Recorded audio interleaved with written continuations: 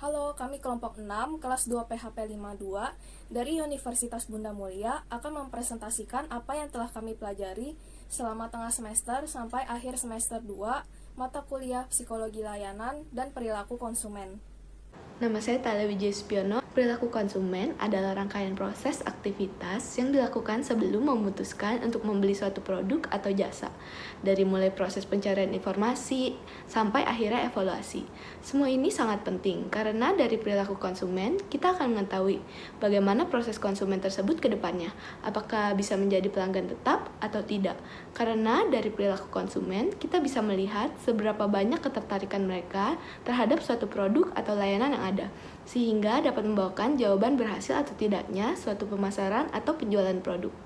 Contohnya, seseorang baru saja mencoba restoran baru, maka ia tentu akan sangat selektif terhadap menu-menu dan pelayanan yang ada untuk menilai restoran tersebut layak dikunjungi lagi atau tidak. Dan jawaban tersebut akhirnya dapat dilihat dari perilaku. Jika perilakunya menyenangkan, bisa dibilang ia puas dengan layanan yang ada. Tetapi jika sebaliknya, berarti ia tidak menyukai layanan yang ada. Dan informasi tersebutlah yang dapat digunakan perusahaan untuk mengambil keputusan perusahaan ke depannya. Terdapat proses dalam pengambilan keputusan. Yang pertama, problem recognition. Dalam problem recognition itu, misalnya ketika seorang penat di kota dan ia merasa butuh liburan, maka itulah masalahnya. Yang kedua, information search. Orang tersebut akan mencari informasi mengenai tempat wisata, paket tour, ataupun tiket pesawat. Yang ketiga, evaluation alternatif. Seseorang ini akan membandingkan fasilitas-fasilitas yang terbaik atau mencari yang murah dan menyocokkan dengan jadwalnya. Yang keempat, product choice. Ia akhirnya menemukan paket wisata yang cocok dengan dirinya.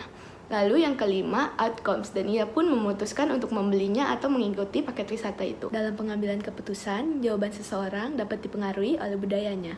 Karena dengan kata lain, budaya adalah nilai, pemikiran, simbol yang mempengaruhi perilaku atau sifat seseorang.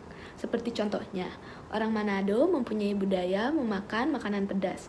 Maka itu, ia akan cenderung terus mencari dan membeli makanan pedas kemanapun atau dimanapun ia berada. Maka dari itu, lewat budaya, perusahaan juga dapat menentukan target konsumen untuk perusahaannya dan juga dalam pengambilan keputusan. Contohnya, perusahaan akan memberikan rekomendasi paket tur yang menantang seperti naik gunung dan lain-lainnya untuk orang-orang yang mempunyai budaya adrenalin yang kuat, seperti orang Papua dan lainnya.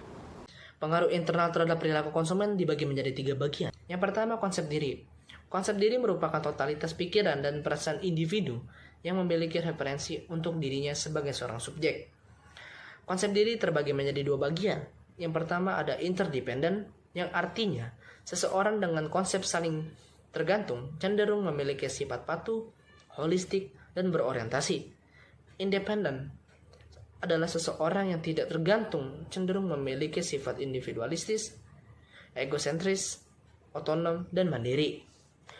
Menurut ahli dari Carl Ronson Rogers, konsep diri terdiri dari 3 komponen, yaitu gambaran diri, harga diri, dan diri ideal.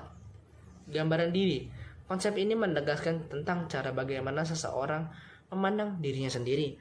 Tidak selamanya gambaran ini mencerminkan keadaan yang sebenarnya. Gambaran diri juga memiliki beberapa komponen. Yang pertama ada deskripsi fisik, yang kedua peran sosial, 3 sifat pribadi, dan pernyataan eksistensial. Yang kedua ada harga diri. Harga diri menjadi 2 bagian. Yang pertama ada harga diri tinggi, dan kedua ada harga diri rendah. Harga diri tinggi yang memiliki arti adalah seseorang itu memiliki pandangan positif tentang dirinya. Contohnya, dia memiliki penampilan yang baik dan juga percaya diri. Yang kedua ada harga diri rendah, yang memiliki arti adalah seseorang itu memiliki pandangan negatif tentang dirinya. Contohnya, dia memiliki penampilan yang buruk dan tidak percaya diri. Yang ketiga ada gambaran ideal. Konsep ini menegaskan bahwa individu yang ingin menjadi orang yang bagaimana seseorang itu jika ada ketidakcocokan antara bagaimana seseorang memandang dirinya sendiri dengan diri idealnya. Maka hal ini dapat turut menentukan cara orang itu menilai dirinya atau seberapa tinggi harga dirinya. Yang kedua, kepribadian. Kepribadian adalah persentase diri seseorang ke dunia luar. Kepribadian berkaitan dengan adanya perbedaan karakteristik yang paling dalam pada diri manusia. Perbedaan karakteristik tersebut menggambarkan ciri unik dari masing-masing individu. Ada beberapa faktor penentu kepribadian. Yang pertama ada kepribadian menggambarkan perbedaan individu. Yang kedua, kepribadian menunjukkan konsistensi yang berlangsung lama. Dan yang ketiga, kepribadian dapat berubah. Yang ketiga, ada penampilan. Penampilan fisik seseorang adalah bagian besar dari sebuah konsep diri. Citra tubuh mengacu pada evaluasi subjektif konsumen tentang fisiknya sendiri, seperti halnya dengan konsep diri secara keseluruhan. Hal ini belum tentu akurat. Nama saya Sharon. Menurut G.W. Alport, sikap adalah keadaan mental dan saraf dari kesiapan yang diatur melalui pengalaman yang memberikan pengaruh dinamik atau terarah terhadap respon individu pada semua objek dan situasi yang berkaitan dengannya. Ciri-ciri sikap adalah sikap tidak dibawa sejak lahir, melainkan dipelajari. Sikap berubah-ubah sesuai dengan keadaan. Dalam sikap, selalu terjadi hubungan subjek-subjek, tidak ada sikap tanpa objek. Sikap tidak menghilang, walaupun kebutuhan sudah terpenuhi. Sikap sangat bermacam-macam, sesuai dengan banyak objek yang dapat menjadi perhatian orang yang bersangkutan. Sumber pembentukan sikap ada 3. Yang pertama adalah faktor sosialisasi. Yang kedua adalah pengalaman hidup. Yang ketiga adalah hasil pengamatan yang berpanjangan. Persuasi adalah kemampuan atau komunikasi yang digunakan oleh seseorang untuk mempengaruhi atau meyakinkan orang lain. Pemasar dapat mengubah sikap perilaku konsumen melalui strategi persuasi. Seseorang dengan sifat persuasif mampu menarik orang-orang di sekitarnya untuk setuju dengan hal-hal yang dilakukan dan disampaikannya. Seseorang yang melakukan persuasi mengajak dengan cara memaparkan berbagai alasan dan prospek-prospek baik dari barang atau jasa yang ditawarkan. Selain itu, menonjolkan kelebihan tanpa harus menutupi kekurangan, tetapi kelebihannya lebih menonjol dan dilarang untuk melakukan kebohongan. Strategi persuasi ada 4, yaitu kesan pertama, menarik empati, membangun kredibilitas, dan memotivasi. Nama saya Juan Pratama Wijaya, pengaruh eksternal pada perilaku konsumen.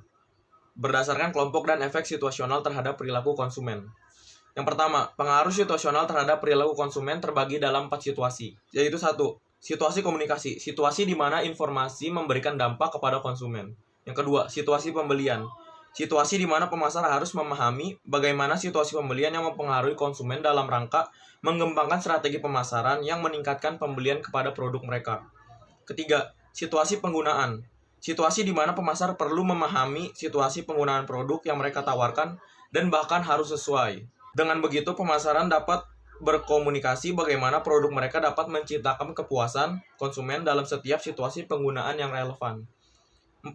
Situasi disposisi. Situasi di mana pemasar perlu memahami bagaimana pengaruh situasional mempengaruhi keputusan disposisi dalam rangka untuk mengembangkan produk yang lebih efektif dan beretika dalam program pemasaran. Pengalaman berbelanja. Situasi di mana konsumen merasakan kepuasan dalam berbelanja. Ini dipengaruhi dengan seberapa menyenangkan lingkungan yang dirasakan saat berbelanja dan tingkat kepuasan konsumen dalam mengkonsumsi produk tersebut. Pengaruh kekuatan sosial pada perilaku konsumen terbagi menjadi 3. 1. Pengaruh informasional. Terjadi ketika seorang individu menggunakan perilaku dan pendapat anggota kelompok rujukan sebagai sumbangan informasi yang sangat berguna. 2. Pengaruh normatif.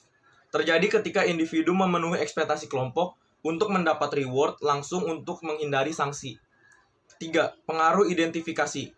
Terjadi ketika individu telah mengalami internalisasi nilai dan norma grup.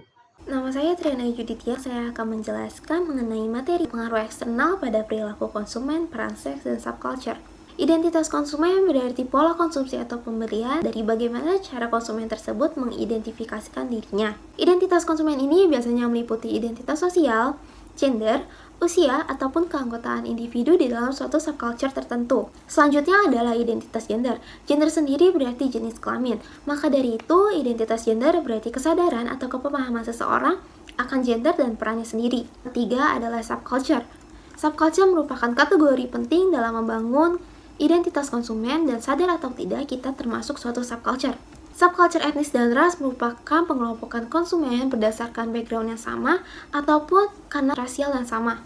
Subculture usia biasanya dibagi menjadi dua, yaitu remaja dan juga lansia. Berdasarkan generasinya, subculture usia dibagi beberapa, yaitu generasi interbellum, generasi silent, baby war, baby boom, X, Y, dan Z. Subculture agama, dewasa ini banyak sekali produsen ataupun penjual yang memakai simbol-simbol agama ataupun embel-embel agama untuk menjual produknya. Subculture place-based atau berdasarkan tempat. Subculture ini dalam konteks budayanya dibagi dua, yaitu high context dan juga low context. Akulturasi gerakan di mana suatu budaya beradaptasi ataupun membaur dengan budaya yang lainnya. Pendapatan dan identitas konsumen, bahwa keyakinan mereka akan kemampuan ekonominya di masa depan akan menentukan barang atau jasa apa yang akan mereka beli dan bagaimana mereka menghabiskannya. Social class, biasanya karena jabatan, latar belakang, atau pendapatan, kita akan mengelompokkan konsumen ke dalam beberapa kelas sosial tertentu. Kita sebagai pemasar perlu paham strategi apa yang paling tepat digunakan untuk menargetkan konsumen di dalam kelas sosial tertentu. Di dalam kelas sosial, ada yang dinamakan pecking order, yaitu pemisah kelas yang dibuat oleh manusia sendiri atau buatan dengan membandingkan status sesuai dengan hierarkinya. Simbol status akan menunjukkan seberapa berhasilnya individu dalam hidupnya. Biasanya simbol status ini berupa barang atau jasa yang mereka beli. Maka dari itu pencarian status adalah motivasi mereka untuk mendapatkan produk tersebut yang akan membuat orang lain tahu bahwa mereka telah berhasil dalam hidupnya. Menurut Blackwell, gaya hidup didefinisikan sebagai pola di mana orang hidup dan menggunakan uang serta waktunya. Gaya hidup biasanya bersifat tidak permanen dan juga bisa berubah-ubah. Berbagai faktor dapat mempengaruhi gaya hidup ini, diantaranya adalah demografi, kepribadian, kelas sosial, pendapatan, ataupun daur hidup dalam rumah tangga. Psikografi merupakan suatu konsep terkait dengan gaya hidup dan merupakan variabel untuk mengukurnya. Psikografi ini memberikan pengukuran kuantitatif dan bisa dipakai untuk menganalisa data konsumen yang cukup besar. Materi yang tadi tersebut adalah kondisi pribadi maupun sosial yang bersifat eksternal yang mempengaruhi cara belanja konsumen. Komunikasi getok tular. Dalam bahasa Indonesia, getok tular berarti penyebaran informasi atau berita dari mulut ke mulut, seperti penyebaran informasi suatu produk. Hal ini menjadi pengaruh terhadap perilaku konsumen untuk membeli dan menggunakan suatu produk tersebut. Opini para pemimpin. Orang yang langsung memberikan saran atau informasi mengenai suatu produk.